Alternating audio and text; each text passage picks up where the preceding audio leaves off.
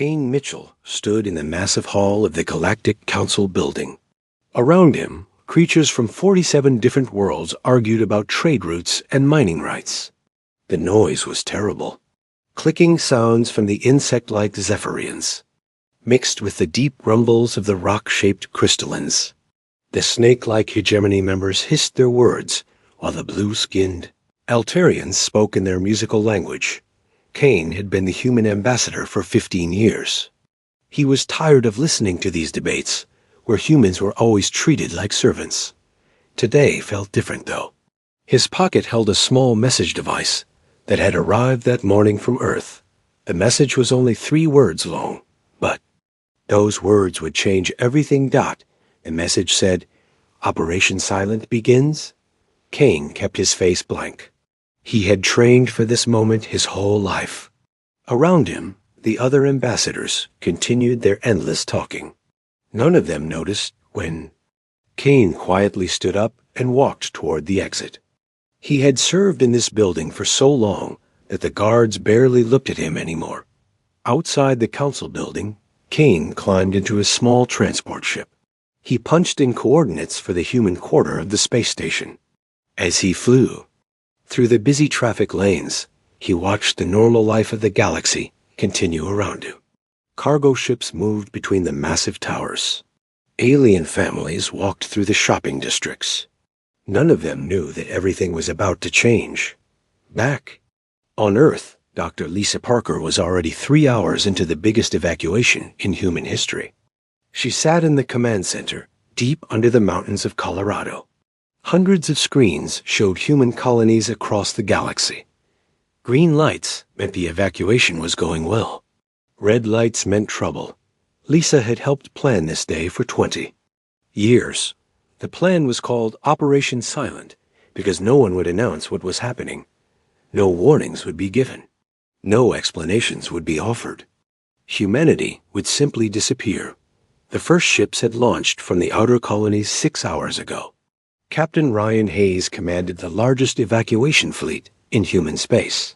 His ships looked like normal cargo vessels from the outside, but inside, they carried entire families and all their belongings. Ryan stood on the bridge of his flagship, watching the status reports come in. Colony 7 had finished loading their people. Colony 12 was having problems with their power systems, but it would be ready soon. The mining station at Kepler 442 had already gone dark. Their people were safely aboard evacuation ships, heading for the jump point. Ryan had fought in 3 wars for the Galactic Council.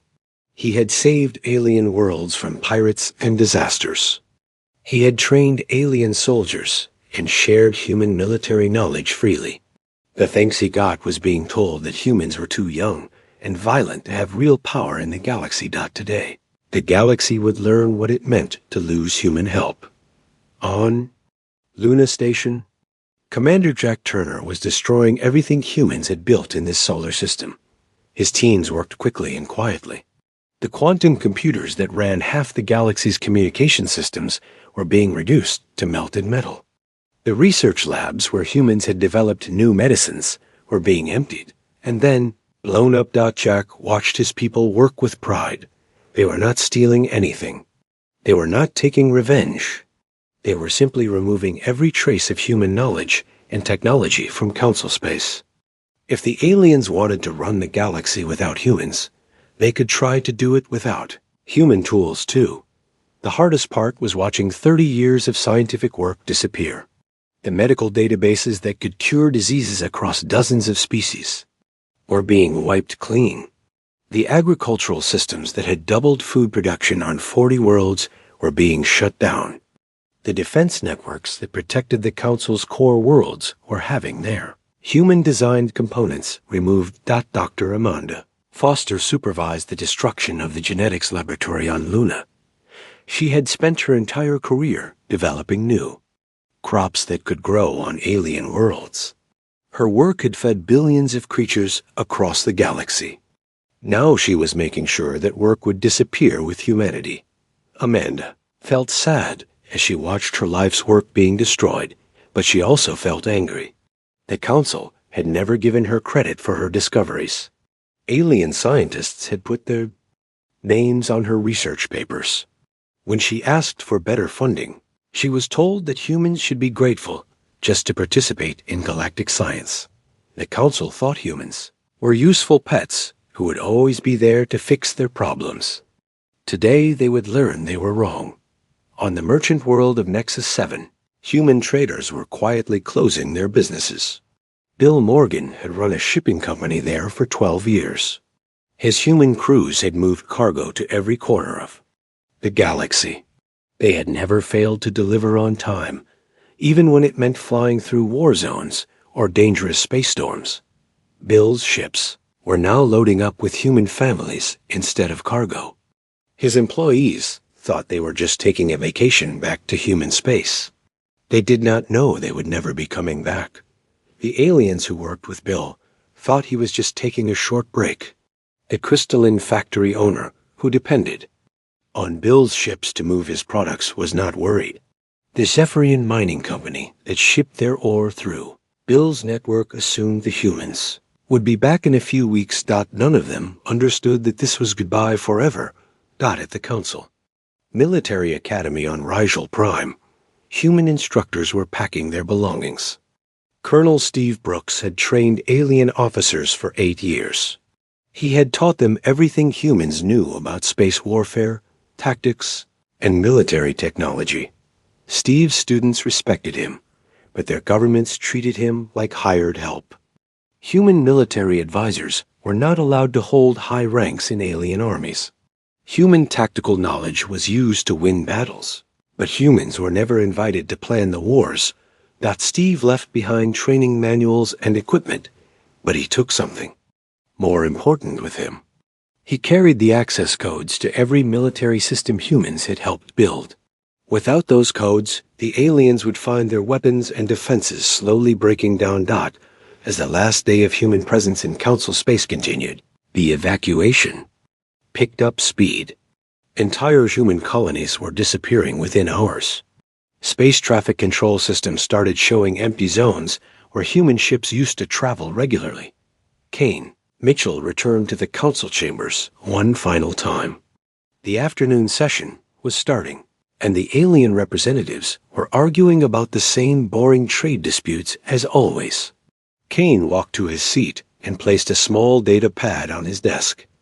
The data pad contained humanity's formal withdrawal from every treaty, agreement, and alliance they had signed with the Council. It also contained the resignation of every human from every job they held in Council space. Kane stood up and walked toward the exit. A few aliens noticed him leaving early, but most were too busy arguing to care. Kane had attended thousands of these meetings over the years. The aliens probably thought he was just bored again. Kane reached the main exit of the council building and stopped. He turned around and looked back at the Great Hall one last time.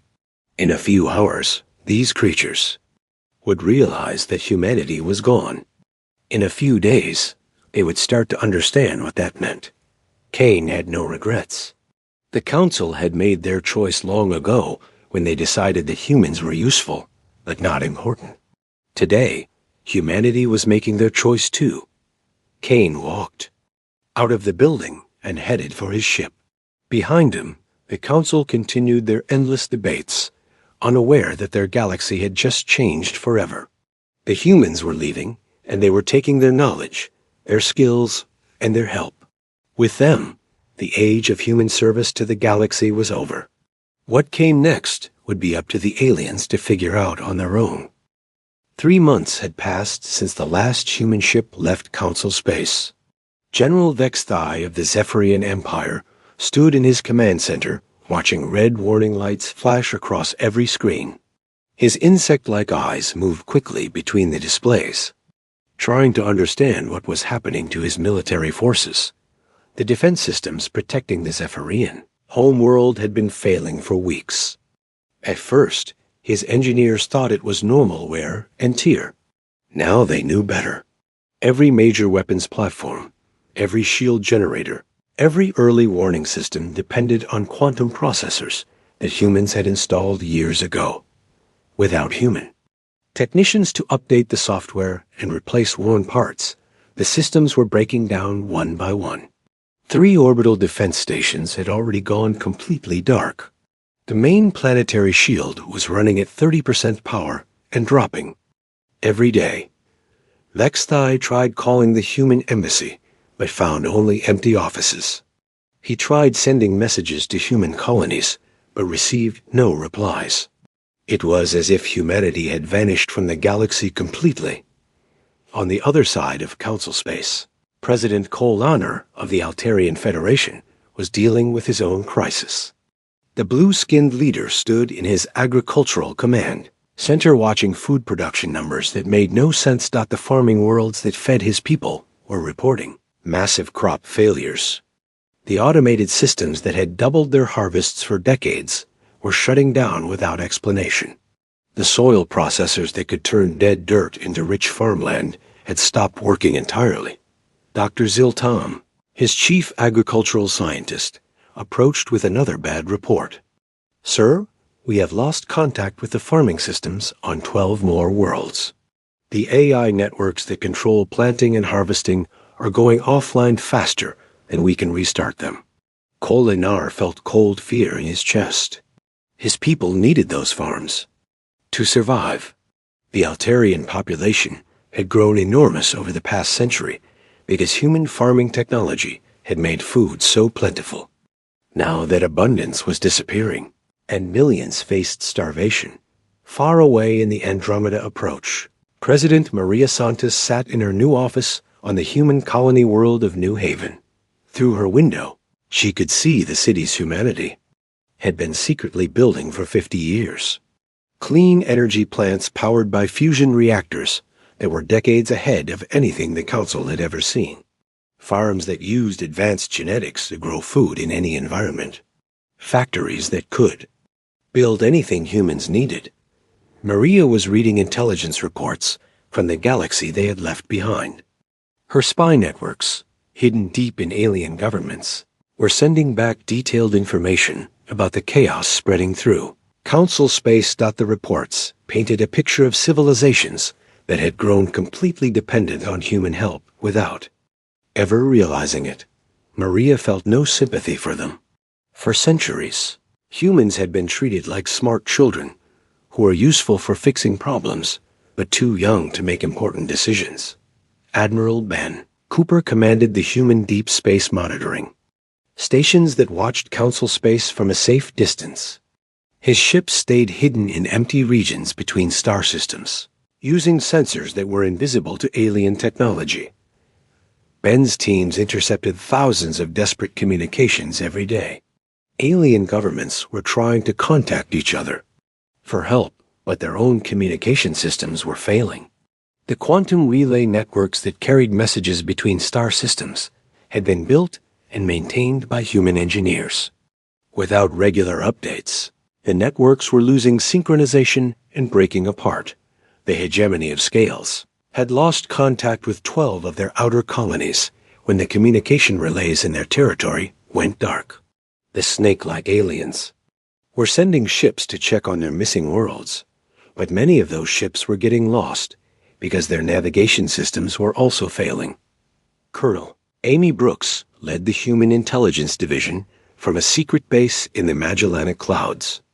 Her job was to monitor how badly alien civilizations were collapsing and report back to the human leadership. Amy's latest report was almost unbelievable. 40% of all interstellar shipping in the galaxy used navigation computers that humans had designed. Without software updates, those computers were making small errors that added up over long journeys.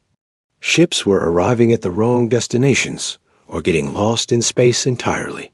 Medical facilities across alien worlds were struggling because they depended on medicines that humans had developed. The complex factories that made those medicines required constant adjustment and maintenance that only human biochemists understood. As the medicines ran out, diseases that had been controlled for generations were starting to spread again. Even the Council's own headquarters on Nexus Prime was having problems. The environmental systems that kept the air breathable and the temperature comfortable had been installed by human engineers 20 years ago. Without maintenance, the systems were breaking down, making the great council chambers uncomfortable and sometimes dangerous.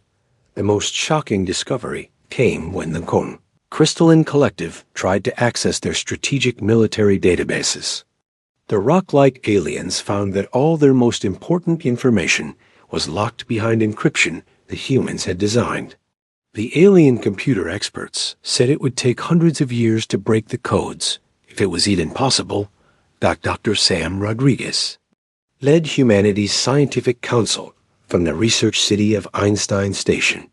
His job was to make sure that human technology continued advancing while the alien world struggled with the collapse of their own systems. Sam received daily reports about alien attempts to reverse engineer human technology.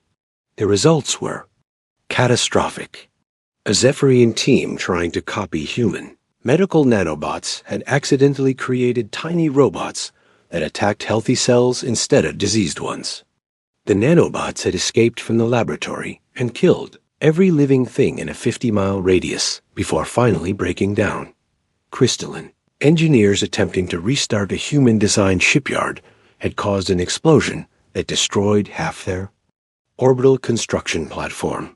They had tried to bypass the safety systems without understanding how they worked, turning the facility into a massive bomb.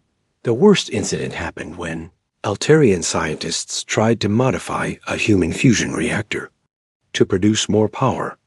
Their changes caused a chain reaction that destroyed an entire city and left a radioactive crater that would be dangerous for thousands of years.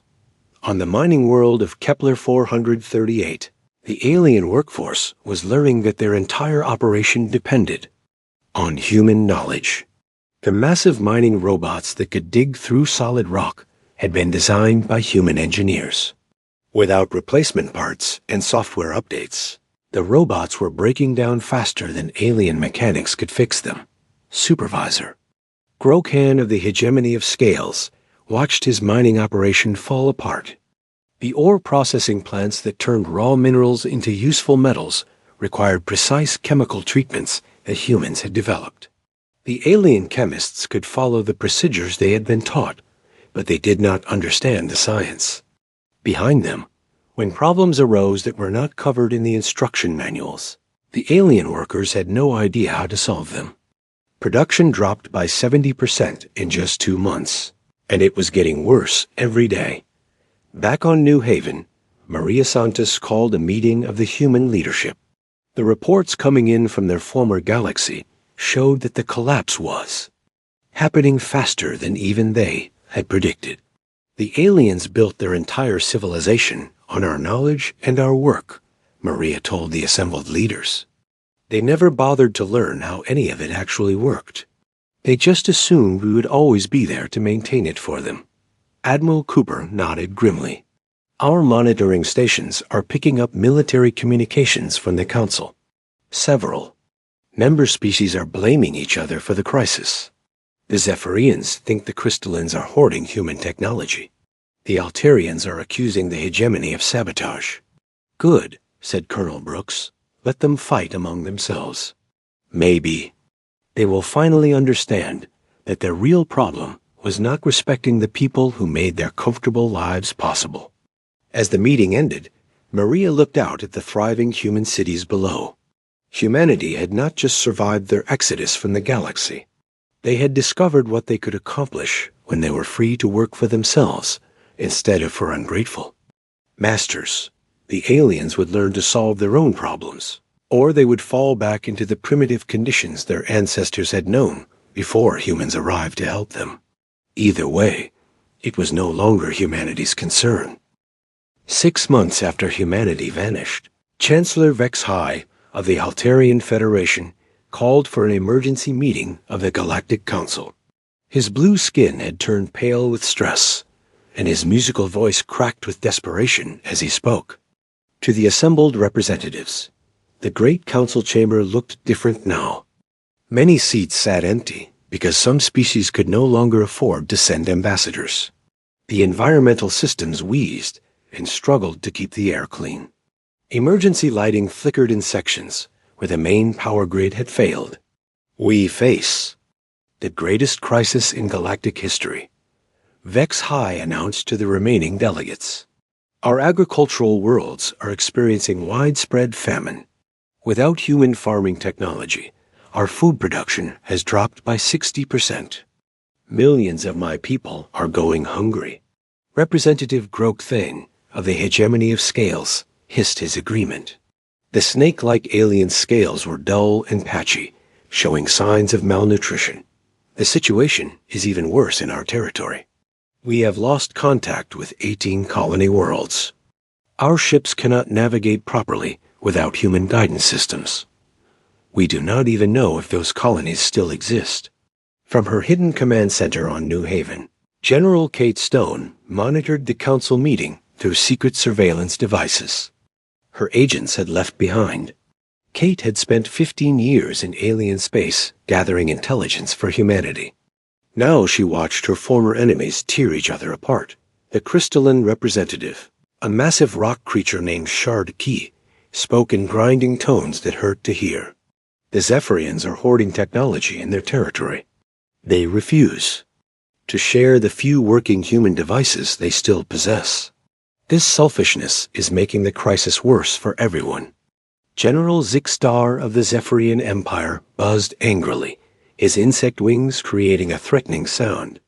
We are not hoarding anything. The truth is that none of us understand how human technology actually works.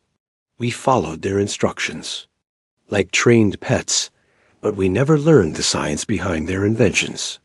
Kate almost smiled as she listened to the aliens argue. For centuries, they had treated humans like useful servants who could fix any problem. They had stolen human discoveries and put alien names on them. They had restricted human advancement while benefiting from human genius. Now they were learning the cost of their arrogance. On the research station orbiting New Haven, Dr. Sam Rodriguez reviewed the latest reports from his intelligence network. The technological collapse in Council. Space was accelerating beyond even his worst predictions. The fusion reactors that powered major cities were failing without proper maintenance. Human-designed. Containment systems required constant adjustments that alien engineers did not understand. 3 major population centers had already lost power completely, forcing millions of aliens to evacuate to other worlds. The faster-than-light communication networks were breaking down as quantum entanglement systems lost synchronization. Without these networks, the different species could barely coordinate their response to the crisis. Some regions of space had gone completely silent, cut off from the rest of the galaxy. Basic manufacturing had stopped on dozens of worlds. The automated factories that produced everything from clothing to starship parts required human-designed control systems. When these systems failed, the aliens discovered they had forgotten how to make even simple items by hand. Back in the council chamber, the arguments were getting more heated. The Altarian Chancellor accused the hegemony of hiding functional human equipment. The crystalline representative claimed that the Zephyrians had driven the humans away with their military aggression. This is all pointless blame, interrupted Ambassador Velkan of the Traders Union, a small species that had built their economy on interstellar commerce. The real question is how we can contact the humans and convince them to return. A shocked silence fell over the chamber. For months, the council leaders had refused to admit that they needed human help. They had tried to solve their problems through alien science and alien cooperation. The idea of begging their former servants for assistance was humiliating. Chancellor, HFY finally spoke, his voice barely above a whisper. We have tried to contact human space. Our messages go unanswered. Our scout ships find empty systems where human colonies used to be. It is as if they disappeared completely from the galaxy. What the aliens did not know was that humanity had, indeed, left their galaxy entirely. The secret colonization program had been building new homes in nearby galaxy clusters for 50 years. Human scout ships had found thousands of suitable worlds, and had been preparing them for exactly this moment. Dr. Nancy White, humanity's chief medical officer, worked in her laboratory on the colony world of New Eden. She was developing treatments for diseases that had never existed before, illnesses that could only affect the enhanced human physiology that had evolved during their time in space. Nancy also received reports about medical disasters in council space. The sophisticated treatment systems that had kept alien populations healthy were failing without human-developed medicines. Diseases that had been eliminated centuries ago were returning with deadly results. The Zephyrian Empire was dealing with a plague that attacked their respiratory systems. The medicine that could cure it required a complex manufacturing process that only human biochemists understood. Without the cure, millions of Zephyrians were dying slow, suffocating deaths. Crystalline Collective faced a different problem. Their silicon-based biology depended on mineral supplements that humans had designed specifically for their unique chemistry. As the supplements ran out, crystalline children were being born with defects that made them unable to survive. Commander Tracy Adams led human reconnaissance operations from a stealth ship hidden in the dark space between galaxies. Her job was to monitor council space without being detected, gathering information about how badly alien civilizations were collapsing. Tracy's LATEST reports painted a picture of complete societal breakdown. The hegemony of scales had declared martial law on their whole world as food riots spread through their cities. The Altarian Federation was splitting apart as individual planets refused to share their dwindling resources with other worlds. Zephyrian Empire was mobilizing what remained of their military to seize control of any functioning human technology they could find. This had led to armed conflicts with other species who were trying to do the same thing. Most shocking of all was the discovery that many of the technologies the aliens had claimed as their own inventions were actually based on human research they had stolen over the centuries. Without access to the original human science, their copies were failing in ways that created even bigger disasters. A crystalline research team trying to restart a human-designed terraforming system had accidentally poisoned the atmosphere of an entire planet. The aliens had followed the procedures they had been taught, but they did not understand the chemical reactions involved. The planet was now uninhabitable and would remain that way for thousands of years. Altarian engineers attempting to repair a human-built space elevator had caused it to collapse, destroying the orbital station it was connected to and killing everyone aboard. They had tried to replace human-made materials with alien alternatives, without understanding why humans had chosen those specific materials. Back on New Haven, President Maria Santos met with her cabinet to discuss the situation. In their former galaxy, the reports coming in showed that the collapse was total and irreversible. Some of the council species are sending scout fleets to search for us, Admiral Cooper reported. They are looking in all the wrong places. They assume we moved to another part of their galaxy instead of leaving it entirely. Let them search. Maria replied, they will find nothing but empty space. We planned this evacuation for decades. We made sure there would be no trail for them to follow. Colonel Brooks added, our intelligence networks report that several council species are close to complete societal collapse.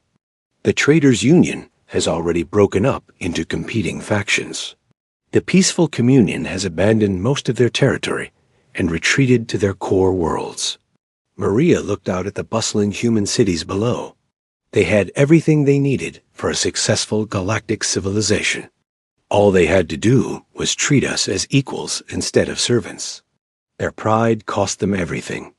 As the meeting ended, Maria reflected on how different things could have been. If the Council had accepted humans as true partners, both sides could have built something amazing together. Instead, alien arrogance had created a disaster that would take centuries to recover from. If recovery was even possible, the galaxy was learning a hard lesson about the consequences of taking others for granted. 1 year after humanity disappeared from the galaxy, Director Paul Miller sat in his command center on New Haven, watching the final collapse of galactic civilization. The screens around him showed a galaxy in chaos. Over 300 worlds were now dealing with complete infrastructure failure. Billions of aliens faced starvation, disease, and war. Paul had been humanity's chief coordinator during the Exodus. His job was to make sure every human made it safely to their new homes, while leaving behind a galaxy that could no longer function without them. The plan had worked better than anyone had dared to hope. The latest intelligence reports painted a picture of civilizations falling back into primitive conditions. The hegemony of Scales had lost their entire outer rim territory to pirate gangs who used crude weapons and stolen ships. Without functional defense networks, the snake-like aliens could not protect their colonies from raiders who took whatever they wanted.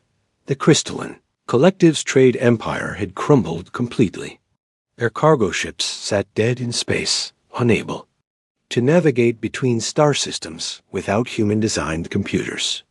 The rock-like aliens, who had once controlled commerce across dozens of sectors, were now reduced to local barter systems on their home worlds. Commander Tracy Adams continued her reconnaissance missions from the hidden monitoring station at the edge of Council space. Her stealth ship moved silently through the darkness, observing the chaos without being detected. What she saw would have been unthinkable just 2 years ago. Ancient enemies were forming desperate alliances, trying to pool their failing resources. The Zephyrian Empire and the Altarian Federation, who had fought 3 wars in the past century, were now begging each other for help. Neither had enough working technology to survive alone, but together they might last a few more months. Some species had begun abandoning their weaker colonies entirely, pulling back to defend only their most important worlds. The peaceful communion, who had once preached unity across the galaxy, had retreated to their home system and refused to help anyone else. Their philosophy of cooperation had died when cooperation became too expensive. Tracy watched a crystalline convoy trying to evacuate a mining world that had lost all power. The massive aliens moved slowly in their environmental suits, loading what they could carry onto ships that barely functioned. They left behind cities that had housed millions, returning them to the empty rock they had been before humans taught the galaxy how to transform dead worlds into living ones. The most devastating change was happening on the former capital world of Nexus Prime. The planet that had once hosted representatives from across the galaxy was now nearly empty. The Galactic Council still met, but only 12 species could afford to send ambassadors. The great chamber that had once buzzed with debate and diplomacy now echoed with desperate arguments about which worlds to abandon next. Dr. Nancy White received daily reports about the medical catastrophe spreading through alien space. The plague affecting the Zephyrian Empire had mutated into 3 different strains, each deadlier than the last. With no human biochemists to develop new treatments, the insect-like aliens were dying by the millions. The crystalline birth defects had become so severe that their species faced extinction within a generation. Their children could no longer process the minerals they needed to survive. The few crystalline scientists who understood biology were desperately trying to recreate the human supplements, but they lacked the knowledge to understand how the complex molecules actually worked. Nancy felt a moment of sadness for the suffering aliens, but she reminded herself that this crisis was entirely their own making. For decades, human medical researchers had begged the Council to let them train alien doctors in human techniques. The Council had refused, saying that alien medicine was sufficient and that humans should not interfere in other species' biology. Now, those same aliens were dying from problems that any human medical student could have solved. On the military front, Admiral Jennifer Walsh commanded humanity's expanded fleet from the safety of their new galaxy. Her ships incorporated technologies that made their old vessels look like toys. Humans were no longer restricted by Council regulations that limited their research and development. Jennifer's intelligence officers reported that several council species were sending scout fleets to search for any trace of humanity. The Zephyrians had launched their largest exploration mission in history, sending ships to every star system within 500 light-years of known human space. The aliens found nothing. Human colonies that had existed for centuries showed no signs of ever being inhabited. The terraforming equipment had been removed, the buildings had been demolished, and even the soil had been treated to remove traces of human agriculture. It was as if humans had never existed in those systems at all. Some alien search teams found mysterious artifacts buried on former human worlds. When they tried to examine these objects, they discovered they were sophisticated traps designed to destroy anyone who tampered with them. The humans had left these devices as a warning that they did not want to be followed. The economic collapse reached its final stage when the Central Banking Consortium admitted they could no longer process interstellar currency transactions. The computer systems that had managed galactic finance for thousands of years were built on algorithms that only humans understood. Without the ability to transfer money between worlds, interstellar trade stopped completely. Species that had depended on imported food faced immediate starvation. Worlds that specialized in manufacturing certain products could no longer sell them to other planets. The complex web of galactic commerce that had taken millennia to build unraveled in a matter of weeks. Director Miller watched the banking collapse with grim satisfaction. The aliens had always treated human economists like clever accountants, who were useful for managing money, but too simple to understand real economics. Human financial experts had built the systems that made galactic prosperity possible, but they had never been given credit for their innovations. Captain Alex Turner, one of humanity's youngest starship commanders, often flew patrols along the edge of their new territory. At 28 years old, Alex commanded technology that surpassed anything the Council had ever imagined. His ship could travel between galaxies in days rather than years. His weapons could destroy entire fleets without being detected. Alex had grown up hearing stories about the old galaxy where humans served alien masters. He found it hard to believe that his people had once been treated as servants.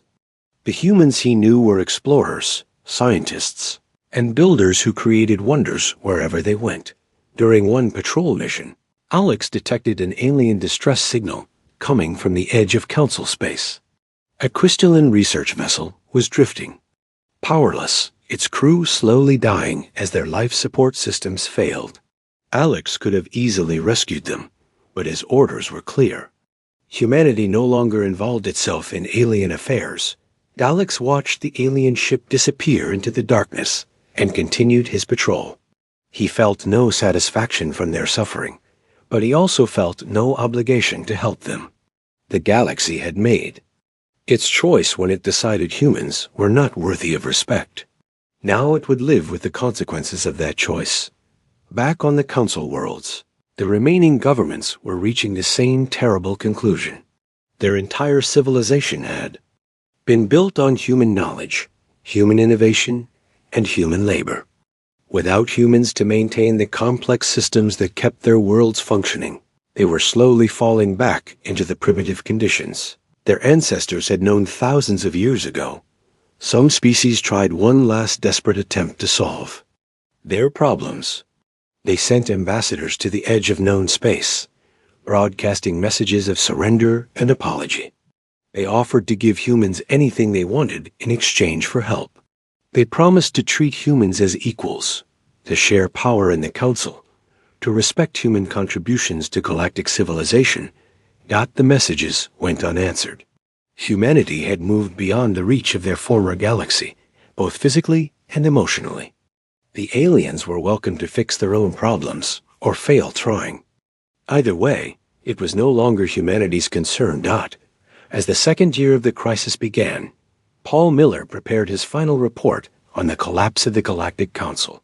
The galaxy that had once been home to thousands of thriving civilizations was now a collection of struggling survivors clinging to whatever technology still functioned. The price of treating humans as servants instead of partners had turned out to be everything they had built together. 5 years had passed since humanity left the galaxy behind. President Carlos Martinez stood in his office on the capital world of New Terra, looking out at a city that would have amazed the aliens who had once called humans their servants. Towers of living crystal grew from the ground, powered by fusion reactors that created more energy than entire star systems had once used. Gardens floated in the air between buildings, fed by atmospheric processors that turned empty sky into fertile. Growing Space. Carlos was reading the final intelligence report from their old galaxy. The news was exactly what he had expected, but it still felt strange to read about the complete collapse of civilizations that had once ruled the stars. The Galactic Council no longer existed. The great chamber on Nexus Prime sat empty and dark, its environmental systems dead for over a year. The few alien species that still maintained interstellar travel had formed small alliances based on mutual survival rather than the grand politics of the past. The Zephyrian Empire had fallen completely. Their insect-like people now lived in scattered tribes on their homeworld, fighting over the few pieces of technology that still functioned. Without the medical treatments humans had developed for their species, most Zephyrians died before reaching adulthood. Their population was less than 1% of what it had been during the height of their empire. Admiral Jennifer Walsh commanded humanity's new fleet from the orbital shipyard above New Terra. Her vessels incorporated technologies that seemed like magic compared to what the Council had once possessed. Ships that could fold space around themselves, traveling between distant galaxies in hours. Weapons that could rearrange matter at the atomic level, turning asteroids into gardens or enemies into harmless gas. Jennifer often thought about the irony of their situation. The aliens had restricted human technological development for centuries, claiming that humans were too violent and primitive to be trusted with advanced science. Now humanity had surpassed anything the Council had ever imagined, while the aliens themselves had fallen back into barbarism. The latest scout reports showed that some alien worlds had regressed to pre-industrial conditions. The Crystalline Collective, who had once commanded vast mining operations across dozens of star systems, now used simple hand tools to dig minerals from their home world. Their children grew up never knowing that their ancestors had once traveled between the stars. Captain Alex Turner piloted his exploration ship through the rings of a gas giant in the Triangulum Galaxy. At 33 years old, Alex had spent his entire adult life exploring the new territories humanity was claiming. His ship discovered 3 new habitable worlds every month, each one transformed into a paradise by human terraforming technology that worked faster and better than anything the old galaxy had ever seen. Alex remembered the stories his grandfather had told him about serving in the Council military. Human soldiers had fought and died for alien causes, protecting species that barely acknowledged their sacrifice. Human engineers had built the weapons and defenses that kept the Council safe, only to be told they were too dangerous to hold command. Positions in the armies they equipped. Now humanity commanded fleets that could have conquered the entire Council space in a matter of days. They chose not to because they had no interest in ruling over the ruins of dead civilizations. Dr. Sam Rodriguez led the Human Scientific Council from the research city of Einstein Prime, a massive space station that orbited twin neutron stars. The energy output from the stars powered experiments that pushed the boundaries of physics itself. Human scientists were unlocking secrets of the universe that the Council's greatest minds had never even imagined existed. Sam received occasional reports about alien attempts to rebuild their technology. The results were still catastrophic. A group of Altarian scientists had tried to create a new communication network using principles they barely understood. Their experiment had torn a hole in space-time that swallowed their entire star system. Along with billions of innocent people, the few alien civilizations that still functioned had learned to fear any attempt at advanced technology. They lived simple lives on single worlds, afraid to reach for the stars again because they knew they lacked the knowledge to do it safely. On the colony world of New Eden, Dr. Nancy White worked in her medical research facility developing treatments for diseases that affected the enhanced human physiology. Humans had been forced to adapt to life in space during their centuries of service to the Council. That adaptation had unlocked genetic potential that made them stronger, smarter, and longer lived than their ancestors. Nancy also monitored the medical reports coming from their old galaxy. The plagues that had started during the first year of collapse were still spreading. Entire species faced extinction because they had never learned to create the medicines that kept them healthy. The few alien doctors who remained alive were reduced to using primitive treatments that barely helped their dying patients. The hegemony of scales had been completely wiped out by a virus that attacked their nervous systems. The snake-like aliens had depended entirely on human-developed vaccines to protect them from this disease. When the vaccines ran out and no one knew how to make more, the entire species died within 6 months. Commander Tracy Adams still ran intelligence operations from her hidden monitoring stations, but her job had become almost unnecessary. There was so little left of galactic civilization that there was almost nothing worth watching. Tracy's final report described a galaxy where darkness was spreading as star systems lost power and fell silent. Pirates and scavengers picked through the ruins of once great cities, fighting over scraps of technology they could not understand or repair. Some worlds had been completely abandoned, their populations either dead or scattered to other systems where they lived as refugees. The most bitter irony was that many of the alien species were now trying to recreate the very technologies they had once forbidden humans from developing. Zephyrian military leaders searched desperately through old records, looking for the weapons designs that human engineers had created for them.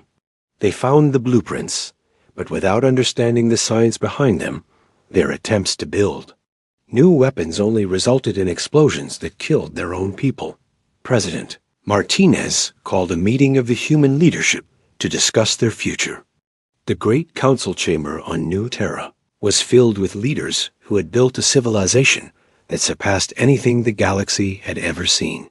They controlled hundreds of worlds across 3 different galaxies. Their technology could reshape reality itself. Their people lived lives of abundance and discovery that would have seemed impossible just decades ago. We have received over 10,000 messages from the old galaxy in the past year, Martinez announced to the assembled leaders.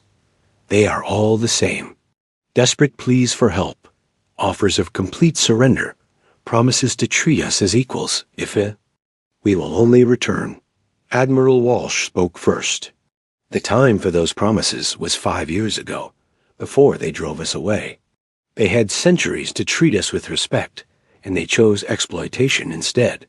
Dr. Rodriguez added, "Our analysis shows that even if we wanted to help them, it would be impossible. Their civilizations have collapsed too completely. We would have to rebuild everything from scratch, and it would take centuries to restore what they destroyed through their ignorance." Colonel Brooks, now head of human security, reported on the military situation. "Some alien factions are still trying to find us. They have launched scout fleets toward nearby galaxies, but they are using technology so primitive that they will never reach us. Most of their ships break down before they leave their own star systems." Martinez looked around the room at the faces of humanity's leaders. These were people who had been born in alien space, who had grown up serving alien masters, who had been told their entire lives that humans were too young and violent to govern themselves. Now they ruled a civilization that made their former oppressors look like children playing with broken toys. "The question before us is simple," Martinez said. "Do we have any obligation to help the species that enslaved us for so long?" The answer was unanimous. Humanity had given the galaxy centuries of service, innovation, and sacrifice. In return, they had received only contempt and restrictions. The aliens had made their choice when they decided that humans were useful servants, but unworthy partners. They would live with the consequences of that choice, or die with them.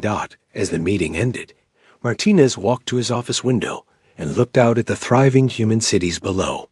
Children who had never known alien rule played in parks that floated among the clouds. Scientists who had never been told their ideas were too dangerous conducted experiments that expanded the boundaries of known reality.